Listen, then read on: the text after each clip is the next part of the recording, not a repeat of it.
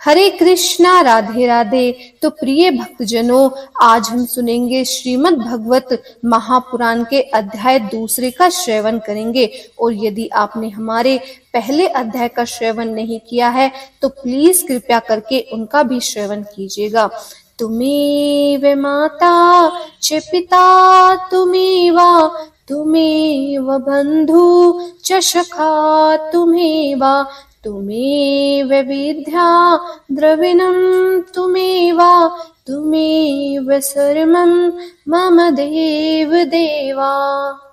इस अध्याय में भक्ति का दुख दूर करने के लिए नारद जी का उद्योग नारद जी ने कहा। नारद जी बोले, तुम व्यर्थ ही अपने को क्यों खेद में डाल रही हो? अरे तुम इतनी चिंतातुर क्यों हो? भगवान श्री कृष्ण के चरण कमलों का चिंतन करो, उनकी कृपा से तुम्हारा सारा दुख दूर हो जाएगा। जिन्होंने कौरवों के अत्याचार से द्रौपदी की रक्षा की थी और गोप सुंदरियों को सनाथ किया था, वे श्री कृष्ण कहीं चले थोड़ी गए हैं। फिर तुम तो भक्ति हो और सदा उन्हें प्राणों से भी प्यारी हो। तुम्हारे बुलाने पर तो भगवान नीचों के घर में भी चले जाते हैं। सत्य, त्रेता और द्वापर, इन 3 युगों में ज्ञान और वैराग्य मुक्ति के साधन थे, किंतु कलयुग में तो केवल भक्ति ही मोक्ष की प्राप्ति करने वाली है। यह सोचकर ही परमानंद की मूर्ति ही ज्ञान स्वरूप श्री हरि ने अपने सत्य स्वरूप से तुम्हें रचा है। तुम साक्षात श्री कृष्ण चंद्र की प्रिया हो और परम सुंदरी हो। एक बार जब तुमने हाथ जोड़कर पूछा था कि मैं क्या करूं, तब भगवान ने तुम्हें ही यही आज्ञा दी थी कि मेरे भक्तों का पोषण करो। तुमने भगवान की वह आज्ञा स्वीकार कर ली है। इससे तुम पर श्री हरि बहुत प्रसन्न हुए हैं और तुम्हारी सेवा करने के लिए मुक्ति को तुम्हारी दासी के रूप में दे दिया है। और इन ज्ञान वैराग्य को पुत्रों के रूप में तुम अपने साक्षात स्वरूप में वैकुंठ धाम में ही भक्तों का पोषण करती हो। भूलोक में तो तुमने अपनी पुष्टि के लिए केवल छाया रूप धारण कर रखा है। तब तुम मुक्ति, ज्ञान और वैराग्य को साथ लिए पृथ्वी तल पर आई हो और सतयुग से द्वापर पर्यंत बड़े आदर से रही हो। कलयुग में तुम्हारी दासी मुक्ति पाखंड रूप रोग से पीड़ित होकर क्षीण होने लगी थी, इसीलिए वह तो तुरंत ही तुम्हारी आज्ञा से वैकुंठ लोक को चली गई। इस लोक में भी तुम्हारे स्मरण करने से ही वह आती है और फिर चली जाती है, किंतु इन ज्ञान वैराग्य को तुमने पुत्र मानकर अपने पास ही रख छोड़ा है। फिर भी कलयुग में इनकी अपेक्षा होने के कारण तुम्हारे ये पुत्र उदासीन और व्यर्थ हो गए हैं। फिर भी तुम चिंता न करो, मैं इनके नवजीवन का उपयोग सोचता हूँ। सुमुखी कली के समान कोई भी युग नहीं है। इस युग में मैं तुम्हारे घर घर में प्रत्येक पुरुष के हृदय में स्थापित कर दूंगा। देखो, अन्य सब धर्मों को दबाकर और भक्ति विषयक महोत्सवों को आगे रखकर यदि मैंने लोक में तुम्हारा प्रचार न किया तो मैं श्री हरि का दास नहीं। इस कलयुग में तो जीव तुमसे युक्त होंगे, वे पापी होने पर भी वे खटके भगवान श्री हरि के अभय धाम को प्राप्त होंगे।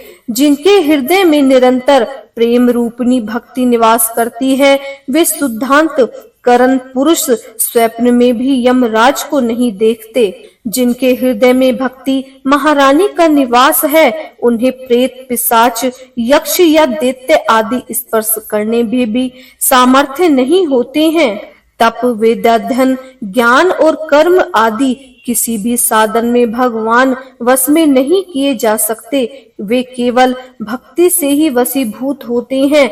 इसमें श्री गोपीजन प्रमाण है। मनुष्यों का सहस्त्रों जन्म के पुण्य प्रताप से भक्ति में अनुराग होता है। कलयुग में केवल भक्ति ही सार है। भक्ति से तो साक्षात श्री कृष्ण चंद्र सामने उपस्थित हो जाते हैं। जो लोग भक्ति से द्रोह करते हैं वे तीनों लोक में दुख ही दुख पाते हैं। पूर्ण काल में भक्ति का तिरस्कार करने वाले दुर्वासा ऋषि को बड़ा कष्ट उठाना पड़ा था।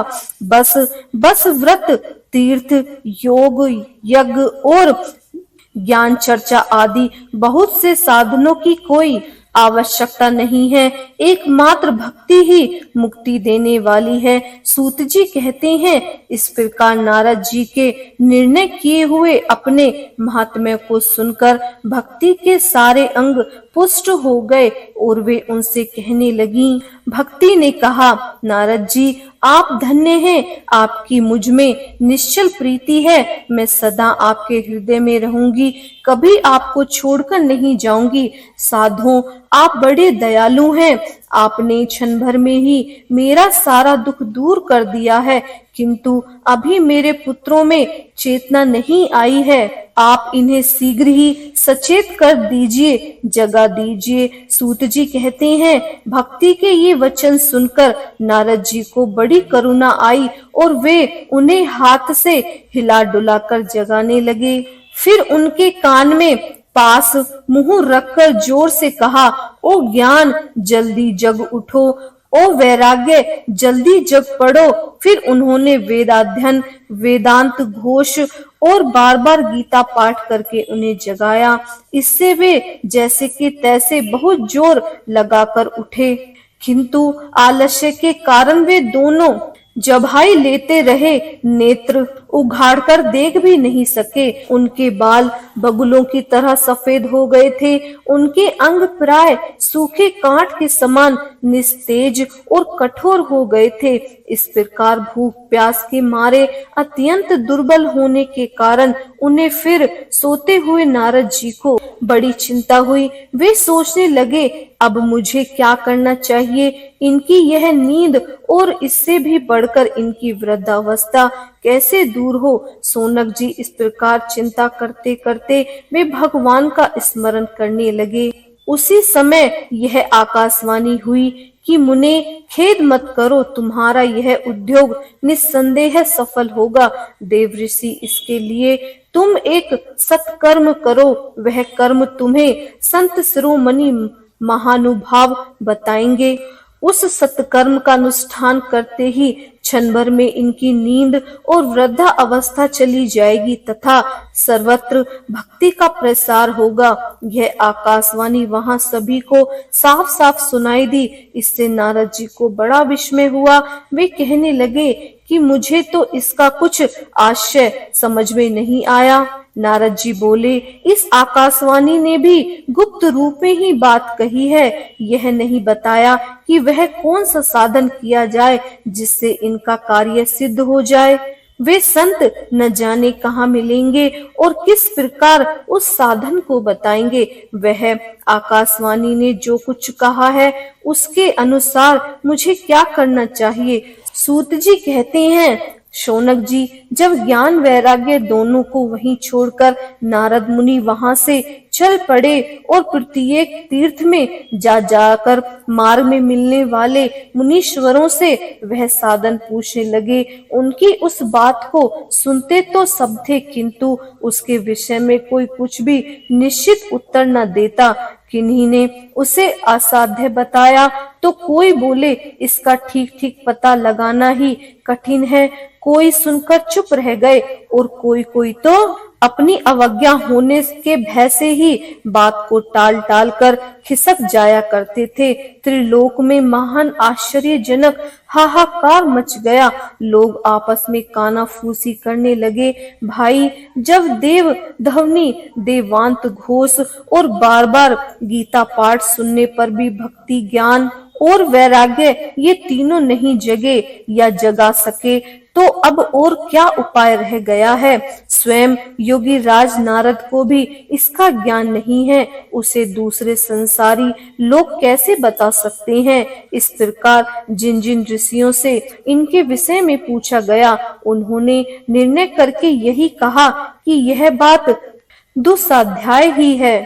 तब नारद जी बहुत चिंतातुर हुए और बंदरी वन में आए। ज्ञान वैराग्य को जगाने के लिए वहां उन्होंने यह निश्चय किया कि मैं आज तप करूंगा। इसी समय उन्हें अपने सामने करोड़ों सूर्य के समान तेजस्वी सनकादि मुनीश्वर दिखाई दिए। उन्हें देखकर वे मुनि श्रेष्ठ कहने लगे।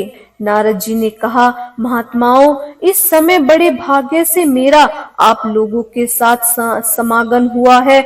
आप मुझ पर कृपा करके शीघ्र ही वह साधन बताइए।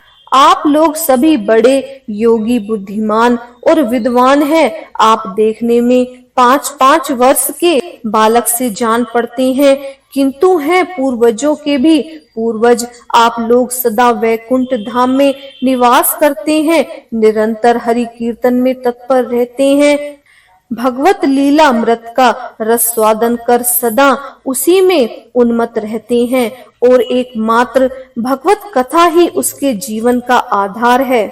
हरि स्मरण भगवान ही हमारे रक्षक हैं। वह काव्य मंत्र सर्वदा आपके मुख में रहता है।